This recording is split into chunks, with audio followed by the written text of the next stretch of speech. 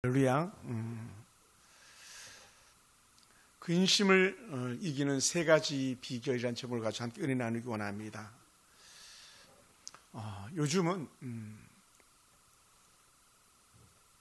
많은 이들이 결국은 근심 때문에 무너지고 근심 때문에 육체가 무너지는 것을 우리가 바라볼 수 있습니다. 여러분 속에 가장 무거운 짐이 무엇입니까? 우리는 늘 부족함이 없는 것처럼 살아가는데 사실은 늘 부족한 것처럼 여기기 때문에 문제가 됩니다. 그래서 마음의 근심과 걱정이 자기를 짓누르다 보니까 밤마다 잠을 뒤척이고 편히 자지 못하는 그런 일들을 우리가 볼 수 있습니다. 우리 교회도 청년들이 있지만 청년들과 대화를 해보면 미래가 없는 것처럼 그렇게 보이기도 하고 또 꿈이 없는 것처럼 그렇게 사는 청년들을 볼 때에 가슴이 아플 수밖에 없습니다. 어른들은 어른들 나름대로 또 건강 걱정, 자녀 걱정, 노후 걱정으로 근심과 걱정이 가득한 그런 삶을 우리가 살아가고 있지 않나 생각됩니다. 직장의 문제, 사업의 문제, 목회자인 저 같은 경우는 교회의 여러 가지 다양한 일들을 생각하면 근심이 저를 짓누르기도 합니다. 그러다 보니까 어제 하루 종일 똑같은 말이 계속 귀에서 맴도는 말이 있는데 그건 명언 중에 명언이죠. 이 세상에 근심이 없다면 근심이 없겠네 라고 그랬어요. 여러분, 사는 것이 결국 근심과 걱정과 수고 속에 있는 줄 생각됩니다. 특히 요즘 같은 사회는 얼마나 불신 풍조가 만연하고 있습니까? 믿지 못하는, 신뢰하지 못하는. 국민은 정치인들 믿지 못하고 정치인들은 국민을 믿지 못하고 죄인들은 법원의 판결을 믿지 못하고 법원의 법관들은 죄인들을 믿지 못하는 이상한 세상이 되어버리고 말았습니다. 평생 직장으로 알았던 직장이 평생 직장은 이제 다 사라져버리고 말았죠. 이 12월만 되면 교회 목회자들도 얼마나 많은 사람들이 불안에 떠는지 모릅니다.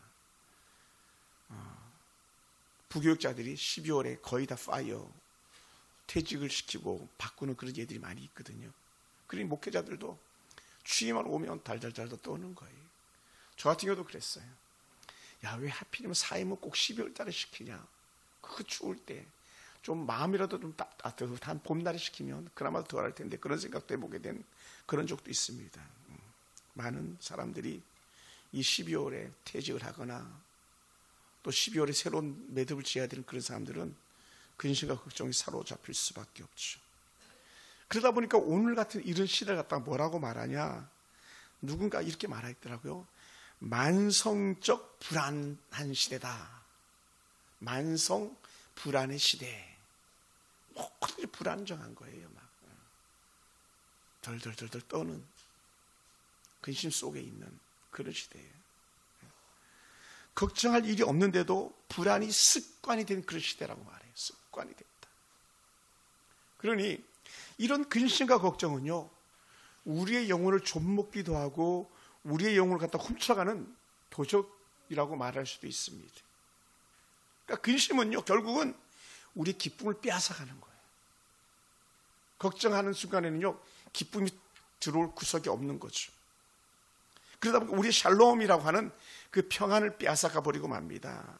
그리고는 결국은 근심과 걱정은 그 반대되는 단어가 뭡니까? 믿음입니다. 오늘 믿으라 그러는데, 그러니까 근심과 걱정이 많다는 것은 뭐라고요? 신뢰하지 못한다, 믿지 못한다는 거예요. 그러니까 믿지 못하니까 염려 속에 살아가는 거죠.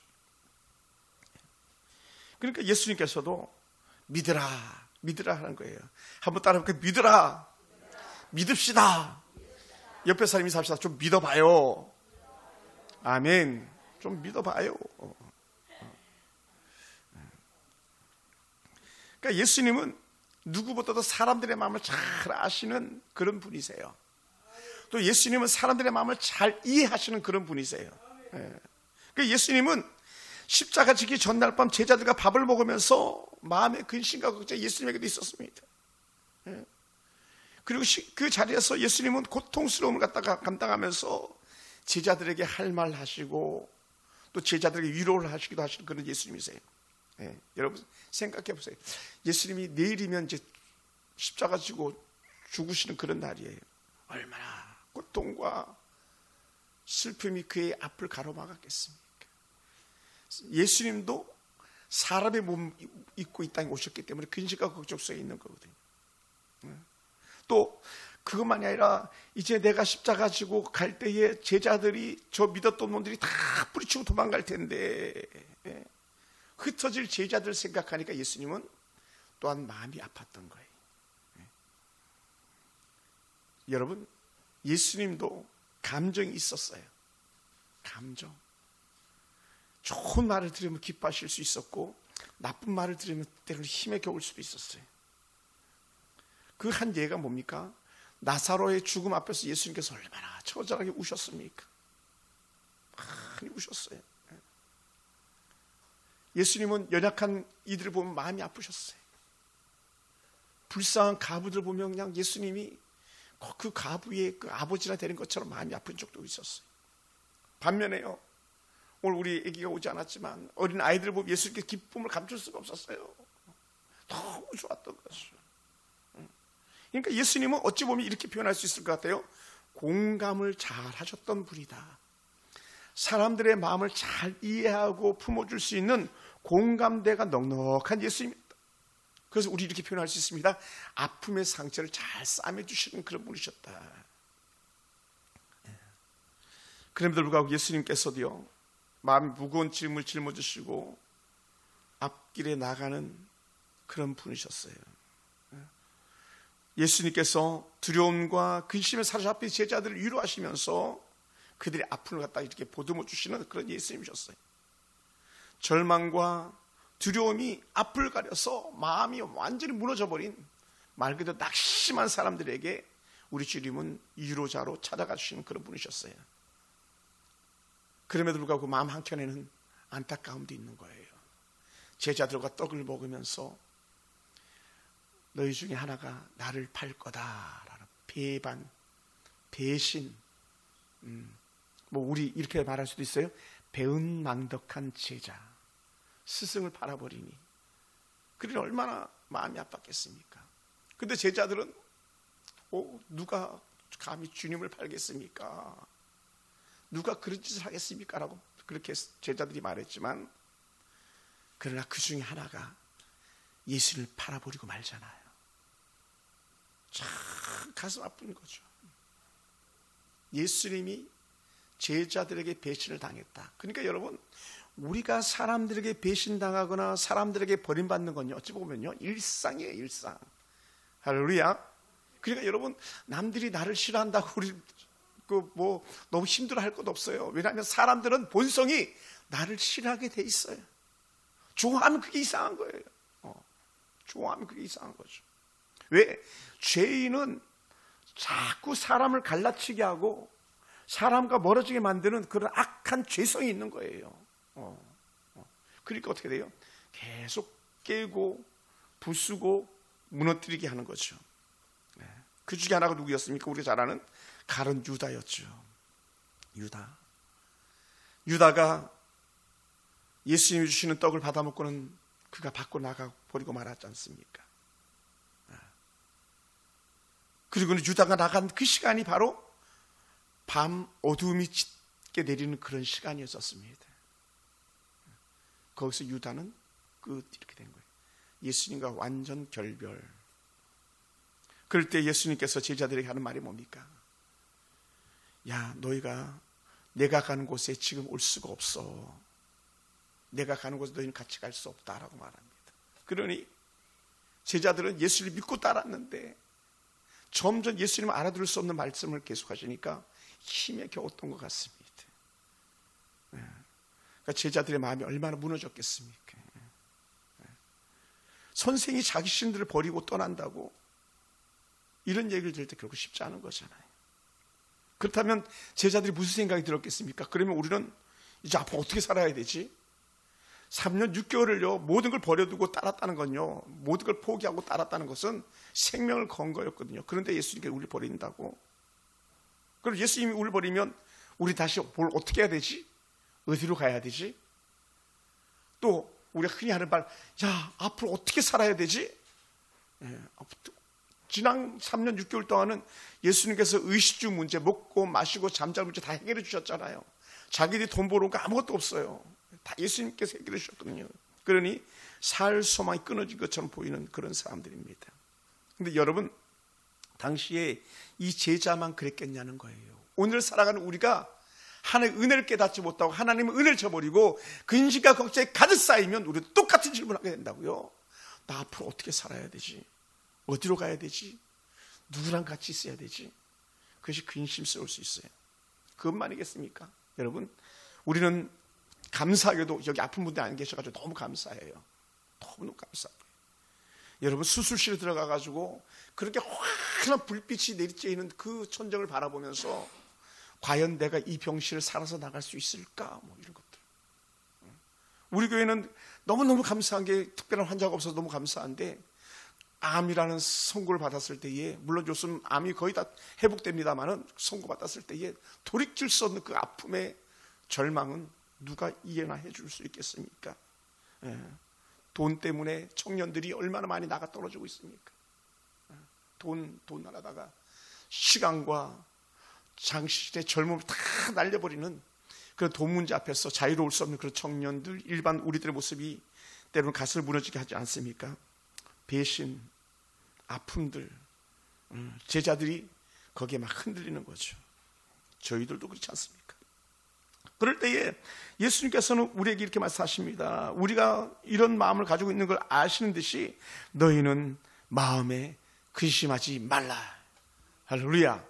이거는요, 해도 되고 말 안 해도 되고 하는 게 아니라 절대적으로 해서는 안 된다라고 하는 명령인 거예요. 명령, 말라, 명령, 코맨드라고 하는 명령이에요.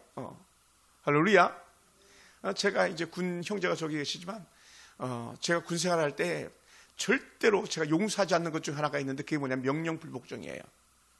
술 먹고 해롱해롱 되는 거하고 명령하는데 듣지 않는 것, 그거 하나는 제가 아주 박살내버리고 맙니다. 왜냐하면 군대는 명령책이니까. 근데 오늘 우리가 믿음으로 산다고 하면서, 야 근심하지 마라, 염려하지 마라 했는데도 불구하고 자꾸 근심을 쌓고 염려를 쌓는다면, 우리는 어찌 보면 점검해야 될 것 중에 하나가 뭐냐면 믿음이 없는 거라는 거예요. 믿음이 없는 거예요. 그러니 너희는 마음에 근심하지 말라. 하나님을 믿으니 또 나를 믿어라. 당시 유대인들은 다 하나님 믿었거든요. 야훼 하나님, 여호와 하나님 믿었거든요. 그러면서 눈앞에 보면 예수님도 믿고 따르는 중이었거든요. 그러니 하나님 믿었다면 너희도 나를 믿어라. 그럼 어떻게? 지금 내가 너희를 떠난다고 하지만, 지금 내가 너희를 떠난다고 할지라도 너희들은 두려워하지 말고 염려하지 말고 근심하지 마라. 뭡니까? 어떤 상황과 형편 속에서도 내가 너희를 책임진다는 거예요. 할렐루야.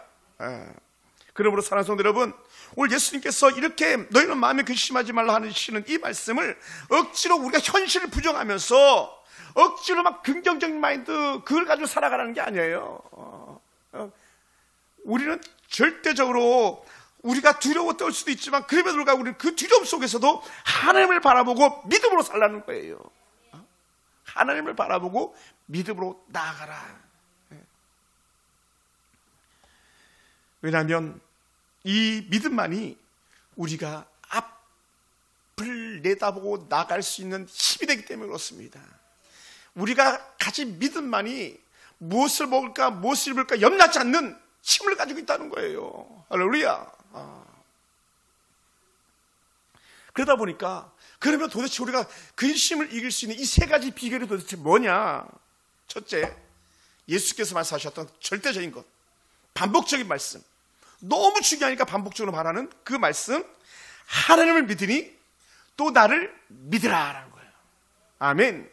그래서 우리 자주 이렇게 고백해야 되는 거예요. 하나님 믿음을 주세요, 믿음을 주세요, 믿음을 주세요. 막 그렇게 그냥 귀신 들린 아이의 아버지가 맞습니다, 우리가 믿음이 없습니다, 믿음을 주시옵소서 막 고백했을 때에 그 아들의 인생 문제가 회복되는 것처럼 오늘 우리 속에서도 믿음을 주시옵소서.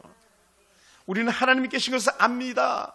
그런데 하나님 계신 걸 알면서도 때로는 그것을 믿지 못할 때가 많이 있다는 거예요. 내 삶의 문제를 주관하시는 분이 우리 하나님인 줄 압니다. 그런데도 불구하고 하나님을 믿지 못하는 그런 모습이 우리 가운데 있다는 거예요. 언제 그렇게 하냐? 정말 중요한 것을 결정할 때에 내 중심이냐 하나님 중심이냐 거기에서 왔다 갔다 하는 저울질인 거예요. 할렐루야. 예, 친구 목사님 설교를 제가 아침에 카풀하면서 이렇게 들었는데 친구 목사님이 이렇게 설교하시더라고요. 여러분의 제일 우선순위는 무엇입니까? 이렇게 던지더라고요.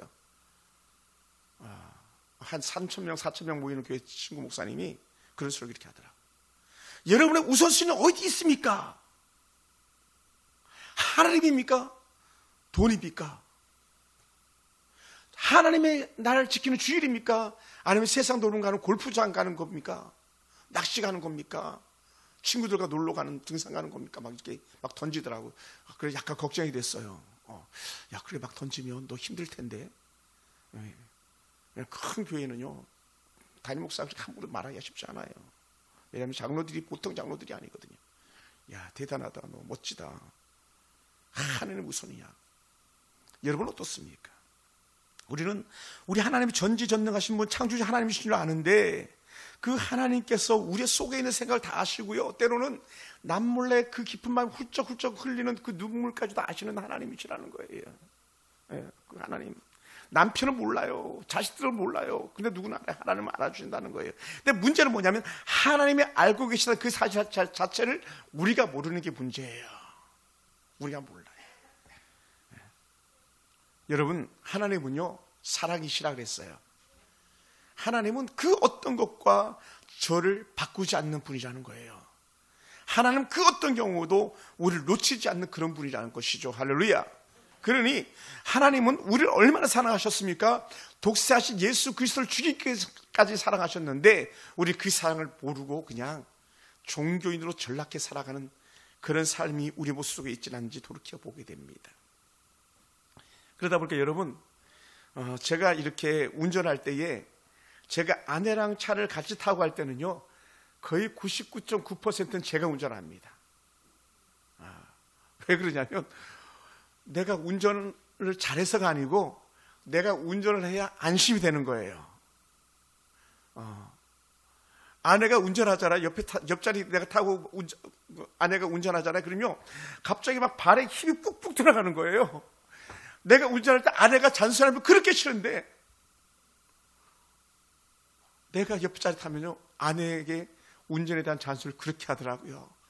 백밀러는 똑바로 보냐, 옆에 차가 끼어드는데 그렇게 해서 되겠냐, 막 아니 운전을 잘못 배우고 저처럼 배워가지고 막 얼마나 과감하게 막 끼어들게 하는지 몰라요. 세상에 끼어들게 하다가 대방동 지하차도에서 그냥 실선을 끼어들게 하다가 누가 사진 찍어가지고 벌금 4만 원을 내야 될 정도 됐네.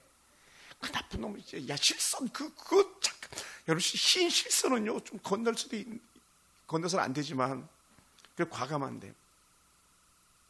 근데 중요한 게 뭔지 아십니까? 오늘 우리들의 믿음은요 하나님께 내 인생 운전대를 맡기는 거예요. 하나님 운전하세요.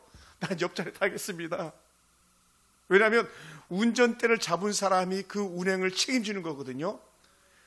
내 주는 반석이시니 그곳은 안전하도다. 우리 주님이 핸들을 잡으시는 순간에 항상 안전한 거예요.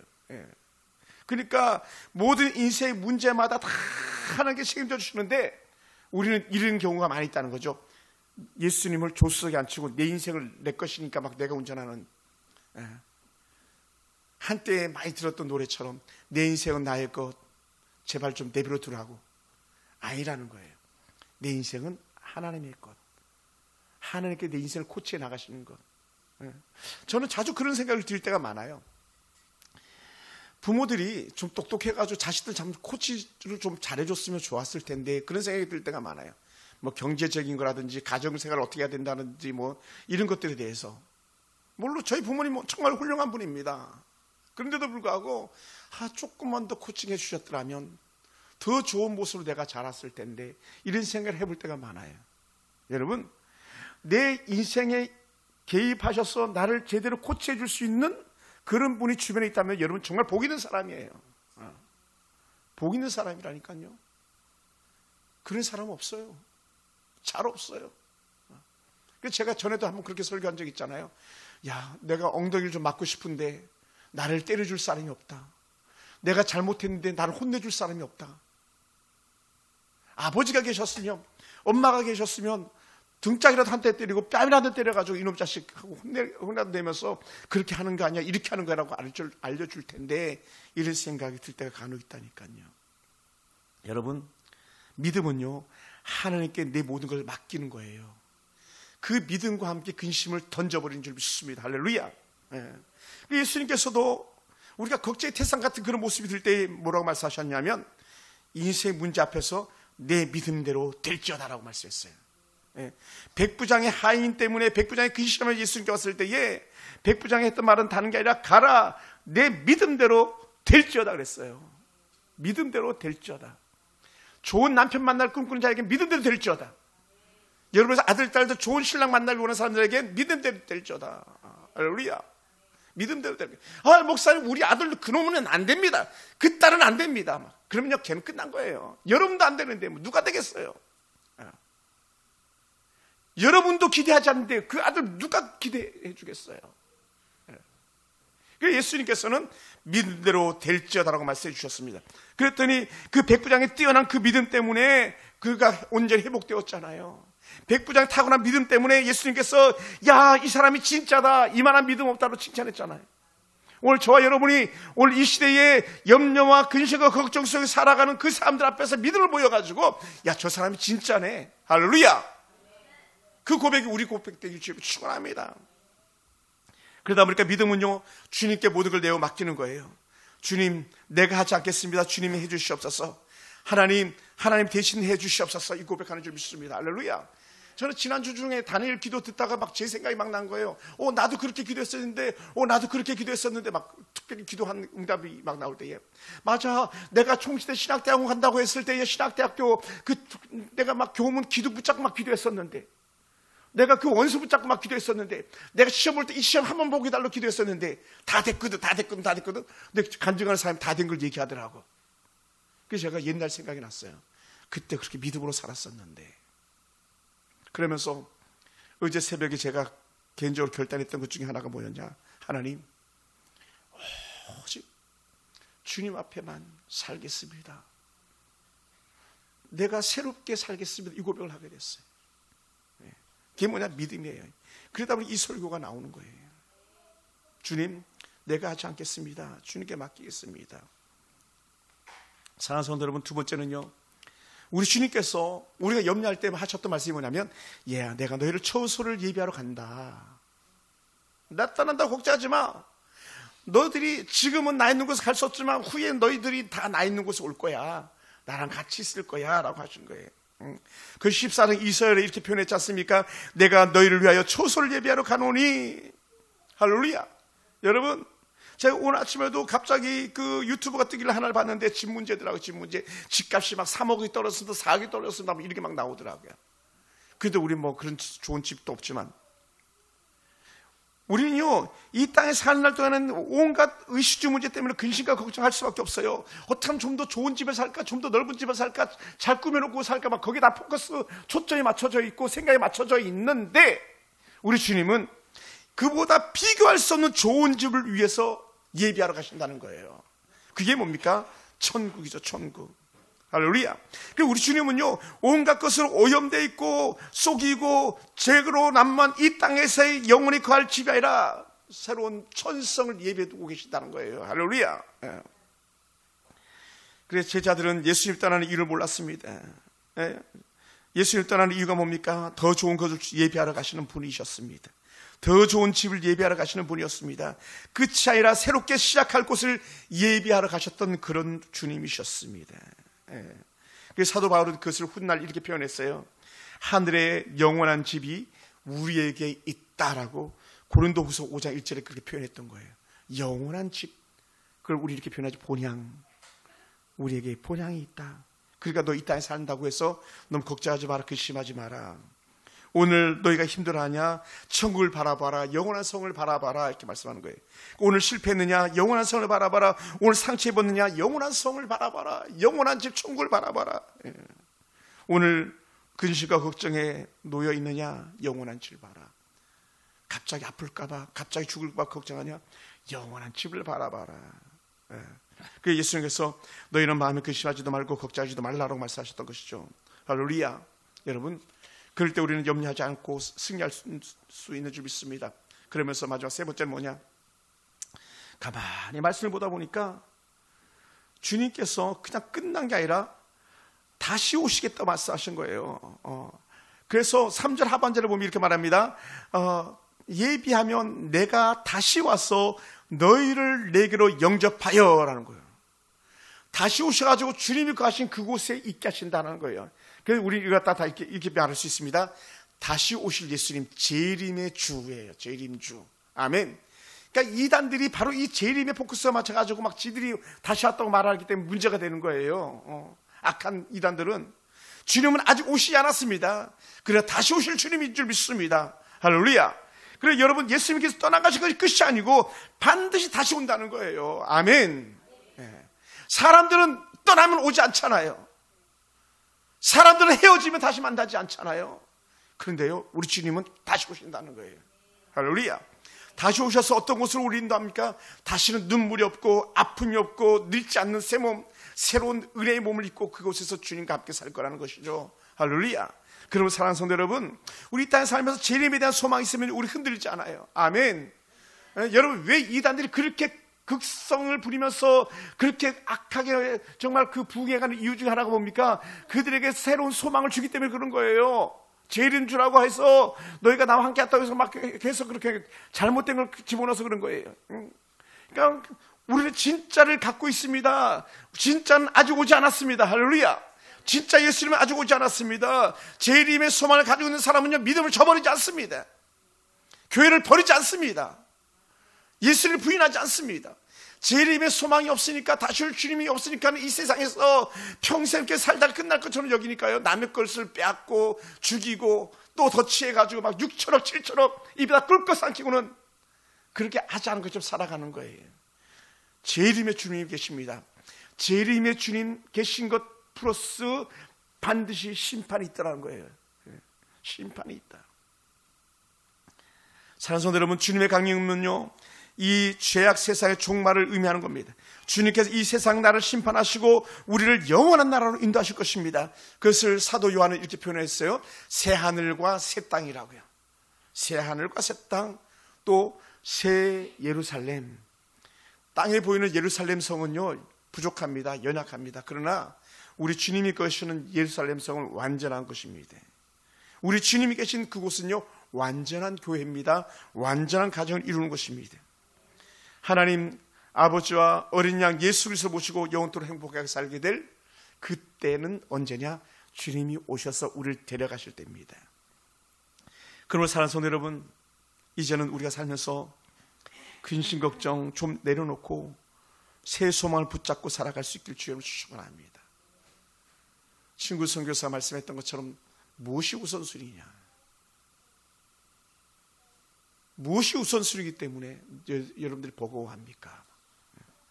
그 친구는 이렇게도 설교하더라고요. 보니까 하나님, 이번 달은 카드값이 좀 많이 나와가지고 이번 달 11조는 제가 좀 낼 수가 없겠습니다. 막 이런 고백을 막 얘기를 하더라고. 막 나가더라고요. 쉽지 않은데. 여러분 어떻습니까? 어떤 상황 속에서도 하나님을 믿겠습니다, 이 고백하고 있습니까? 내가 목숨을 잃은 하늘이 있더라도 나는 하나님을 믿습니다, 이 고백하고 있습니까? 어떤 어려운 문제를 만나더라도 우리 하나님 함께 할 것을 믿습니다라고 하는 이런 고백하고 있습니까? 그런 여러분에게 근심은 사라질 줄 믿습니다. 영원한 처소를 바라본다면 우리는 우리 속에 근심과 걱정은 스르르 눈독들이 사라질 줄 믿습니다. 그래서 우리는 죽어도 좋은 거예요. 할렐루야. 할렐루야. 여러분, 죽어도 좋은 거예요. 그 신령한 부활의 몸을 입고 영원한 천국에서 주와 함께 거할 걸 생각하니 죽어도 좋은 거예요. 앞서간 내 친구 성대 만날 걸 생각하니 좋고, 우리 엄마 다시 만날 걸 생각하니 좋고, 예수 잘 믿다 천국 간 우리 아버지 다시 만날 걸 생각하니까 좋고, 그래서 죽어도 좋은 거예요. 물론 땅에 있는 아내나 이쁜 딸들이나 또 여러분 보지 못한 것 때문에 아쉬울 수도 있을지 모르겠지만, 그만큼 천국은 좋은 거예요. 그리고 사랑하는 성도 여러분, 재림을 기대하시기 바랍니다. 다시 말하면 믿음으로 오늘을 견뎌내시기 바랍니다. 그래서 사도 바울은 빌립보 교회 성도들이 너무 힘들어할 때, 빌립보 교회 성도들은요, 우리 서울 풍산교회 성도들보다 더 가난한 성도들이었던 것 같습니다. 그들이 이렇게 말했어요. 아무것도 염려하지 말고 다만 모든 일에 기도와 간구로 너희 구할 것을 감사함으로 하나님께 아뢰라. 그리하면 모든 지각에 뛰어난 하나님의 평강이 그리스도 예수 안에서 너희의 마음과 생각을 지키시리라. 마음과 생각, 다른 말로 근심 걱정 싹 지어줄 거다, 이렇게 얘기할 줄 믿습니다. 그럼 우리는 이렇게 고백했으면 좋겠습니다. 하나님, 나는 하나님을 믿습니다. 하나님, 나는 예수님이 너무 좋습니다. 하나님, 나는 오늘 다시 천국에 대한 소망을 갖고 살겠습니다. 천국 소망. 하나님, 하루 좀 더 빨리 오시면 안 되겠습니까? 지금 좀 오시면 안 되겠습니까? 나는 재림주를 기다리겠습니다. 할렐루야. 그때 평강이 저와 여러분의 것 되는 거예요. 근심 걱정 다 사라질 줄 믿습니다. 승리의 삶이 저와 여러분의 삶이 되는 거예요. 근심이 없으면 날마다 행복한 거죠. 근심 걱정이 없으니 날마다 즐거운 거죠. 그 은혜가요, 저와 여러분 가운데 있길 주님을 축원합니다. 할렐루야. 기도하겠습니다.